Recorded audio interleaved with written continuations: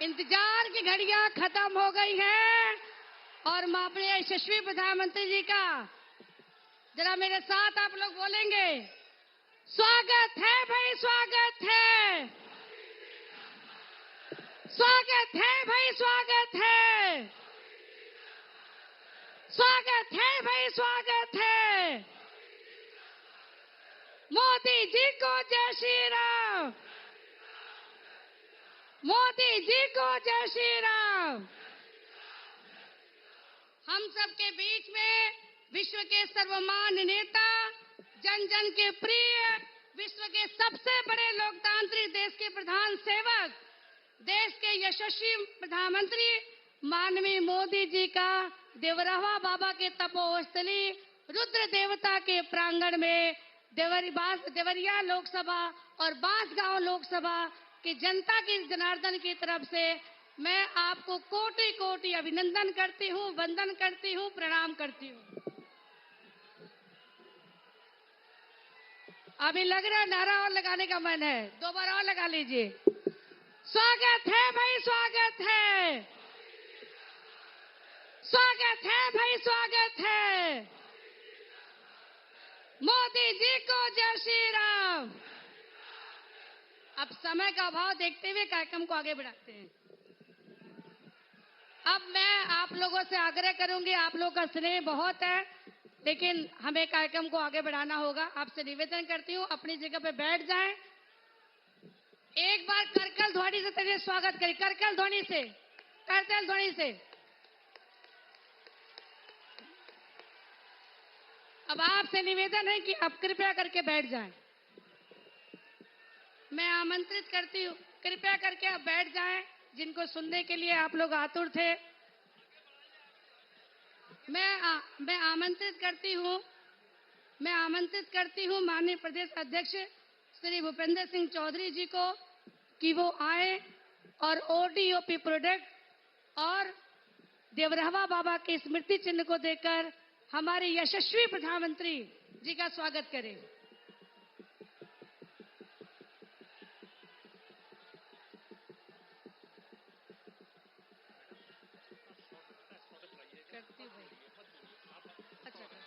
अच्छा,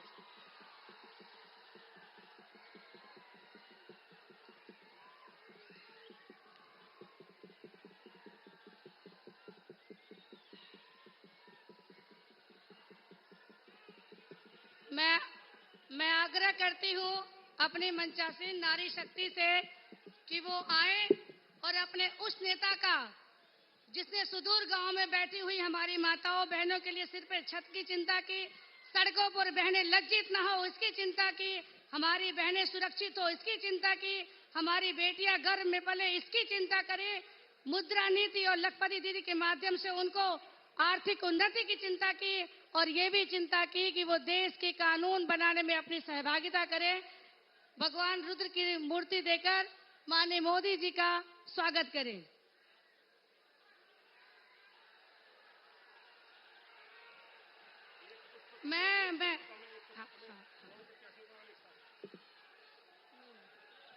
मैं आमंत्रित करती हूँ लोकसभा बांसगांव के प्रत्याशी कमलेश भाई को और देवरिया के लोकसभा के प्रत्याशी भाई शशांक मणि जी को, वो दोनों लोग आए और कमल पुष्प देके माननीय यशस्वी प्रधानमंत्री जी का स्वागत करें।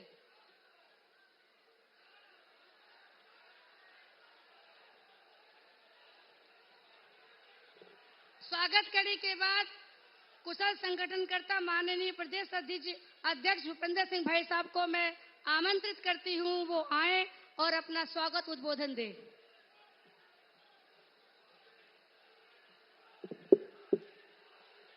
बोलिए भारत माता की, भारत माता की जय श्री राम, जय श्री राम।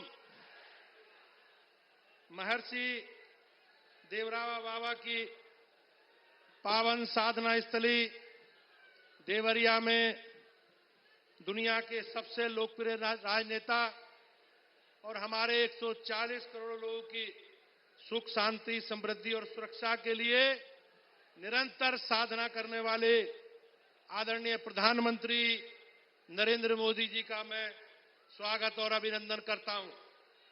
देवरिया की दिव्य धरा पर सजे इस समृद्ध मंच पर मंचासीन सभी महानुभावों का भी मैं हार्दिक स्वागत और अभिनंदन करता हूं। आप सभी का स्नेह और आशीर्वाद और अथाह समर्थन के आकांक्षी आप सभी के अपने प्रत्याशी देवरिया से आदरणीय शशांक मणि जी और बांसगांव के हमारे प्रत्याशी कमलेश पासवान जी का भी मैं स्वागत और अभिनंदन करता हूं। मान्य, इस अटूट विश्वास के साथ हम सब लोग यहां पधारे हैं। मैं देवरिया के सभी अपने सम्मानित भाइयों बहनों का और इस विशाल जनसमूह में उपस्थित अपने साथी दूर दराज के ग्रामीण क्षेत्रों से पधारे सभी सम्मानित नागरिक भाइयों बहनों का स्वागत और अभिनंदन करता हूं। भाइयों बहनों, सुशासन का मोदी जी का मॉडल आज दुनिया में अनेक देशों के लिए नजीर बन गया। आज दुनिया में भारत को एक आदर्श के रूप में देखा जा रहा है। आज हम सब लोग मिलकर भारत को, जो बदलता हुआ भारत है, एक सशक्त भारत की तस्वीर के रूप में हम मोदी जी को देखते हैं।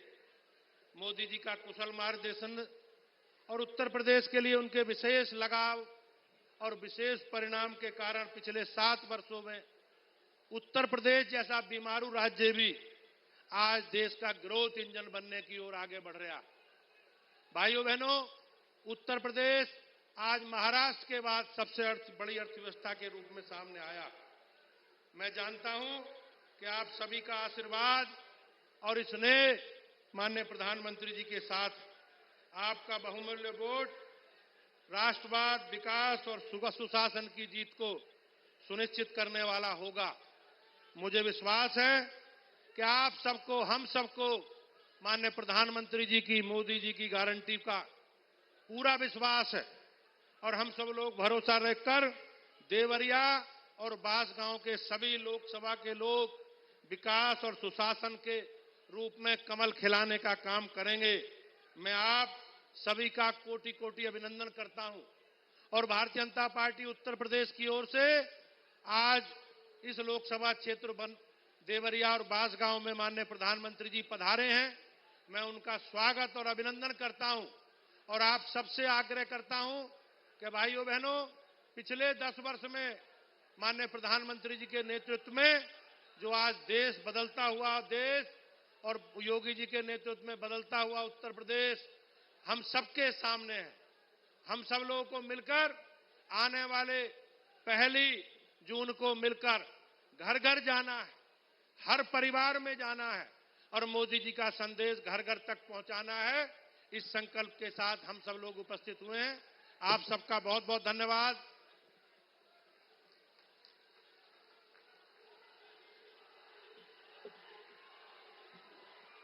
अब वो घड़ी आ गई है जिसका हम सबको सुबह से इंतजार था। देश के यशस्वी प्रधानमंत्री माननीय मोदी जी से मैं निवेदन करती हूं कि आप आए और अपने वचन से हम सबको अभिषिंचित करें।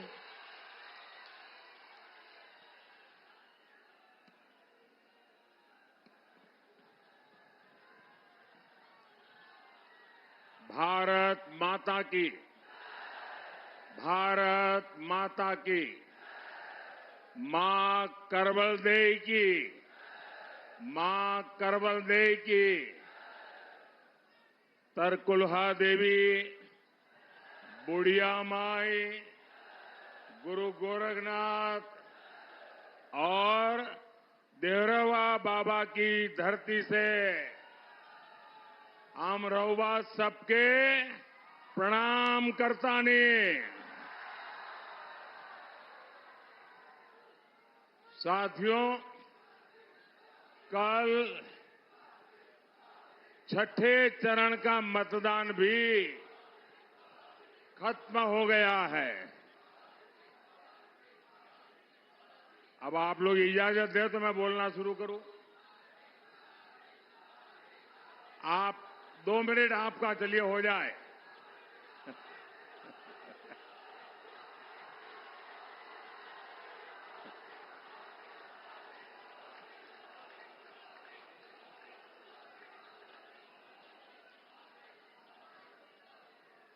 ये इतना प्यार, इतना जुस्सा, ये आपका प्यार मेरे सर आंखों पर दोस्तों।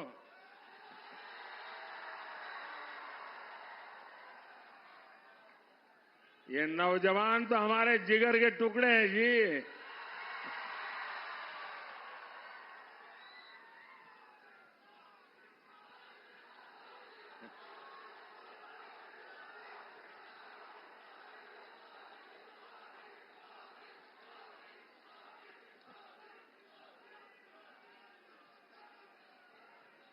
छठे चरण में इंडी गठबंधन के छक्के छुड़ा दिए हैं।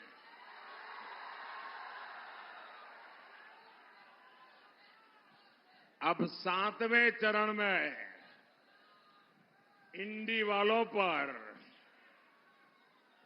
पूर्वांचल का प्रहार होगा और पूर्वांचल का प्रहार जिस पर हुआ वो मैदान से भी बाहर जाकर गिरता है। आपका उत्साह एक ही बात कह रहा है, फिर एक बार, फिर एक बार, फिर एक बार, फिर एक बार। साथियों, 4 जून 2024 ये तारीख भारत का भविष्य तय करने जा रही है। अमृत काल के संकल्प, विकसित भारत का निर्माण, 140 करोड़ सपने, 4 जून को देश एक नई उड़ान के लिए पंख फैलाएगा। इसलिए करोड़ों लोग 4 जून का इंतजार कर रहे हैं। जो करोड़ों लोग 4 जून का इंतजार कर रहे हैं, 3 करोड़ गरीब जिन्हें आने वाले सालों में पक्का घर मिलेगा, उन्हें 4 जून का इंतजार है। 70 साल की उम्र से ऊपर के वो बुजुर्ग जिन्हें अब 5 लाख रुपए का मुफ्त इलाज मिलेगा, उन्हें 4 जून का इंतजार है। वो करोड़ों युवा जिन्हें मुद्रा योजना से अब 20 लाख रुपए की मदद मिलेगी, उन्हें 4 जून का इंतजार है। स्वयं सहायता समूह से जुड़ी 3 करोड़ बहनें जब लखपति दीदी बनेगी, उन्हें 4 जून का इंतजार है। देश के करोड़ों लोग जिन्हें पीएम सूर्यघर योजना से मुफ्त बिजली मिलेगी, उन्हें 4 जून का इंतजार है। देश को पता है 4 जून से ही भारत के तीसरी बड़ी अर्थव्यवस्था बनने का काउंटडाउन शुरू हो जाएगा और दुनिया की तीसरी बड़ी अर्थव्यवस्था बनने का मतलब है हर भारतवासी के पास आगे बढ़ने के ज्यादा मौके, हर भारतवासी के पास अपनी आय ज्यादा बढ़ाने का मौका। 4 जून को बुढ़वा मंगल के दिन हनुमान जी के आशीर्वाद से भारत की एक मंगल यात्रा की नई शुरुआत होगी। साथियों, देश की प्रगति से बांस गांव के लोग, देवरिया के लोग खुशियों से भरे हुए नजर आ रहे हैं। लेकिन कुछ ताकतें ऐसी भी हैं जिन्हें भारत की प्रगति से पेट में दर्द हो रहा है। ये लोग 4 जून को लेकर अलग ही सपने देख रहे हैं। पाकिस्तान में सपा कांग्रेस के इंडी गठबंधन के लिए दुआ पड़ी जा रही है। सीमा पार से जिहादी उन्हें समर्थन दे रहे हैं। यहां सपा कांग्रेस वाले वोट जिहाद की अपील कर रहे हैं। इनका मुद्दा देश का विकास नहीं, ये तो भारत को कई दशक पीछे ले जाना चाहते हैं। आप इनके मुद्दे देखिए। इंडी जमात कह रही है ये सरकार में आएंगे तो कश्मीर में फिर से 370 लगाएंगे। ये बंटवारे के पीड़ितों को नागरिकता देने वाला सीएए कानून रद्द करेंगे। आप मुझे बताइए ये किसका एजेंडा है? यही तो भारत विरोधी ताकतें भी चाहती है। फिर इंडी वाले भी यही क्यों चाहते हैं? साथियों, कांग्रेस ने हमेशा देश की सुरक्षा के साथ खिलवाड़ किया। अभी एक और चौंकाने वाला खुलासा हुआ है। आपको पता है ना, हमारे देश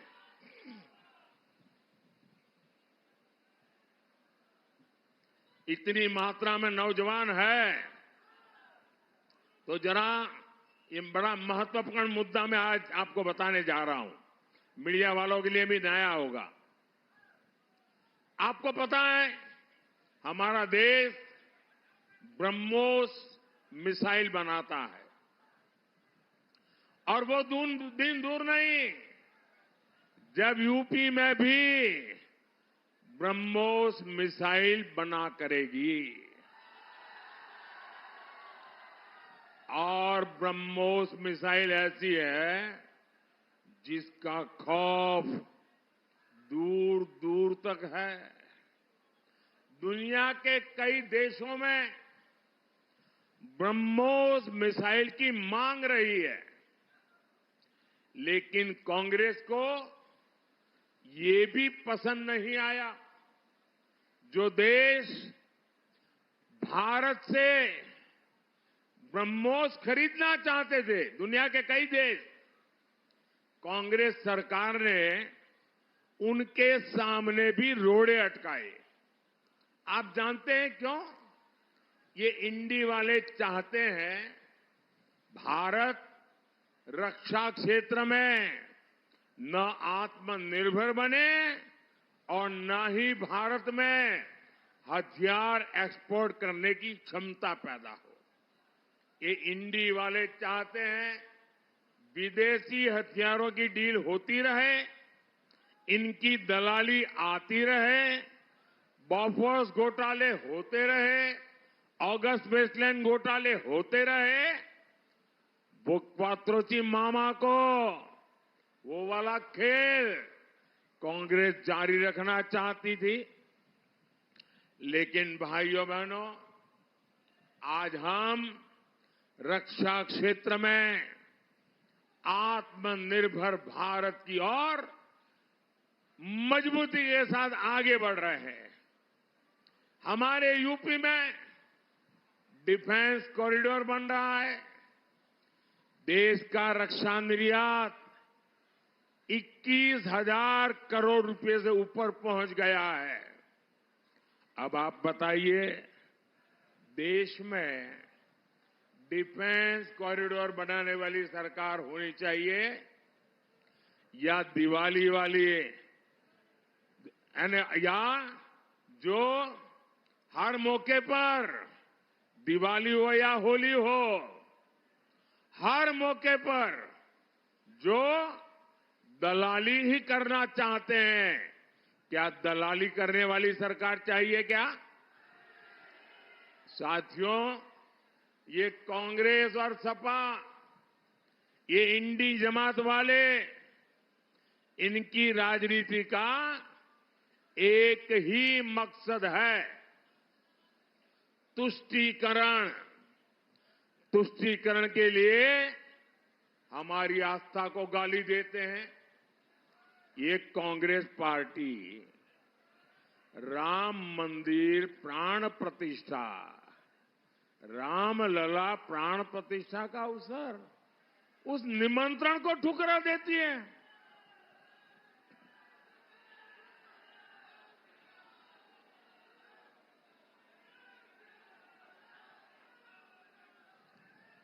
इंडी जमात वाले राम मंदिर को अपवित्र कहते हैं। सपा के नेता राम मंदिर को जाना उसको पाखंड बताते हैं। मैं आप लोगों से पूछता हूं, मुझे जवाब देंगे ना आप लोग? राम मंदिर को गाले देने वालों को पूर्वांचल में एक भी सीट मिलनी चाहिए क्या? किसी भी बूथ में उनको वोट मिलना चाहिए क्या? साथियों, इंडी जमात का अब अगला निशाना हमारे देश का पवित्र संविधान है। बाबा साहब आंबेडकर ने धर्म के आधार पर आरक्षण का विरोध किया था, लेकिन ये लोग क्या कर रहे हैं? कर्नाटका में कांग्रेस ने पिछड़ों का आरक्षण रातों रात मुसलमानों को दे दिया। बंगाल में टीएमसी वालों ने फर्जी ओबीसी सर्टिफिकेट बनाकर पिछड़ों का आरक्षण लूट लिया, मुसलमानों को दे दिया। यूपी में सपा उसी टीएमसी का प्रचार कर रही है। भाइयों बहनों, मैं मेरे दलित, मेरे पिछड़ा समाज को याद दिलाना चाहता हूं। 2012 में सपा ने अपने घोषणा पत्र में लिखा था कि मुसलमानों को दलितों के बराबर आरक्षण मिलना चाहिए। इंडी जमात इसके लिए संविधान बदलना चाहती है। मैं इनसे सवाल पूछता हूं तो ये मोदी को गाली देते हैं। धर्म के आधार पर आरक्षण का विरोध मोदी डट करके कर रहा है। विरोध होना चाहिए कि नहीं होना चाहिए? आप मोदी को साथ देंगे कि नहीं देंगे? क्या धर्म के आधार पर अब देश को बंटने देना चाहिए? फिर से देश के टुकड़े होने देना चाहिए? दलित पिछड़ा के आरक्षण की लूट रुकनी चाहिए या नहीं रुकनी चाहिए? साथियों, सपा केवल अपने परिवार का कुंडमा बचाने के लिए चुनाव लड़ रही है। यही सपा का चरित्र है। आप याद करिए, सपा का वो जंगल राज, बहन बेटियों का घर से निकलना मुश्किल था। मां बाप मजबूर होकर बेटियों का स्कूल कॉलेज छुड़वा देते थे। व्यापारी इसी खौफ में जीते थे, अब कौन गुंडा फिरौती मांग ले, कब किसका प्लॉट कब्जा हो जाए, कब किसका खेत चला जाए। सरकार की जमीन तक पर माफियाओं ने महल खड़े कर दिए थे। लेकिन जब से योगी जी आए हैं, माहौल ही बदल गया, मौसम भी बदल गया। हमारे योगी जी तो अच्छों की गर्मी उतारने में एक्सपर्ट है।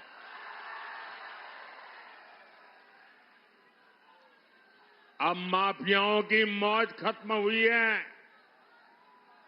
उनके महलों की जगह गरीबों के लिए घर बन रहे हैं। यही बीजेपी में और इंडी जमात के बीच में इतना बड़ा फर्क है।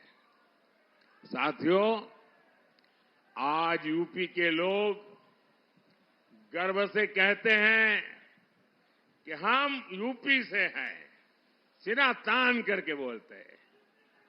यूपी अब बाकी राज्यों से केवल बराबरी कर रहा है, इतना नहीं, अनेक राज्यों से मेरा यूपी आगे निकल रहा है।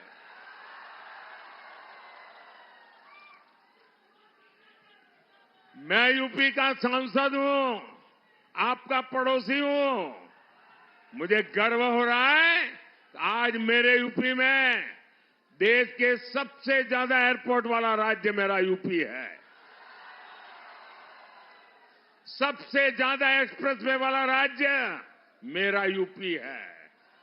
सबसे ज्यादा शहरों में मेट्रो मेरे यूपी में बन रहे हैं। बदलाव कैसे आता है, ये बांसगांव, देवरिया और गोरखपुर के लोग खुद देख रहे हैं। पूर्वांचल एक्सप्रेसवे के साथ गोरखपुर लिंक एक्सप्रेसवे, सीतामढ़ी से अयोध्या तक राम जानकी मार्ग, सहजनवा दोहरी घाट रेल लाइन, ऐसे कितने काम इस क्षेत्र में चल रहे हैं। वंदे भारत ट्रेन यहां चल रही है। कुशीनगर और गोरखपुर केवल कुछ ही किलोमीटर की दूरी पर दो एयरपोर्ट इस क्षेत्र को मिले हैं।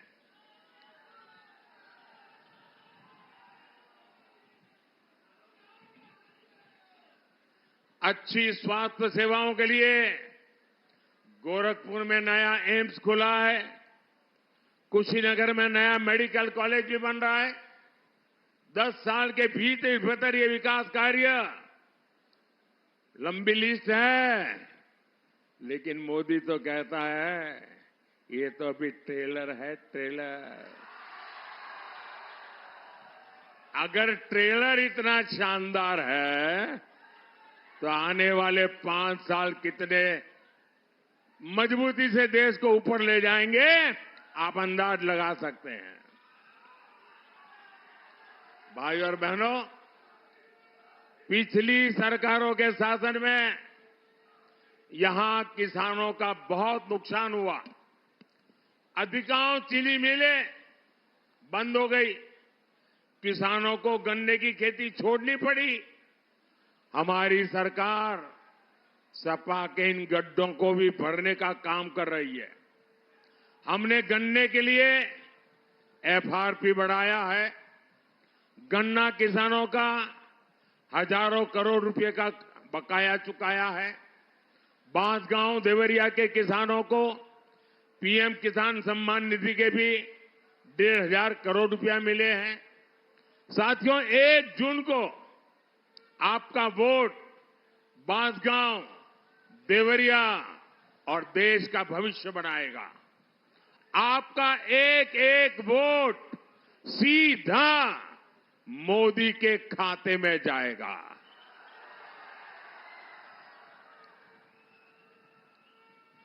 बांसगांव से मेरे साथी भाई कमलेश पासवान और वहीं रहिए, और देवरिया से युवा साथी भाई शशांक मणि त्रिपाठी, इन्हें भारी बहुमत से जितवाना, ज्यादा से ज्यादा वोटों से जितवाएंगे, ज्यादा से ज्यादा मतदान करवाएंगे, सारे रिकॉर्ड तोड़ेंगे, सभी पोलिंग बूथ में जीतेंगे। अच्छा, मेरा एक काम करेंगे,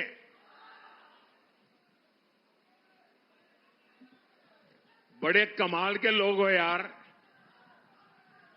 इनके लिए बोलता हूं तो जोरों से बोल रहे हो, लेकिन मेरे लिए कहा काम करोगे तो ठंडे पड़ गए। ऐसा कैसा भाई, बताओ, मेरा एक काम करोगे? ऐसा नहीं, दोनों हाथ ऊपर करके बताओ। अरे मेरे जिगर के टुकड़े इतने यहां है, जरा दम लगा के बोलो ना। मेरा एक काम करोगे? देखिए, हर गांव में, हर इलाके में देवस्थान होते हैं, तीर्थ स्थान होता है। आप वहां जाना, मेरी तरफ से मत्था टेकना, मोदी की तरफ से, और परमात्मा से आशीर्वाद मांगना है। मांगेंगे? मत्था टेकेंगे? मोदी के लिए आशीर्वाद नहीं चाहिए? मोदी के परिवार के लिए आशीर्वाद नहीं चाहिए? विकसित भारत बनाने के लिए आशीर्वाद चाहिए। करेंगे? पक्का करेंगे? बोलिए भारत माता की, भारत माता की, भारत माता की। बहुत बहुत धन्यवाद।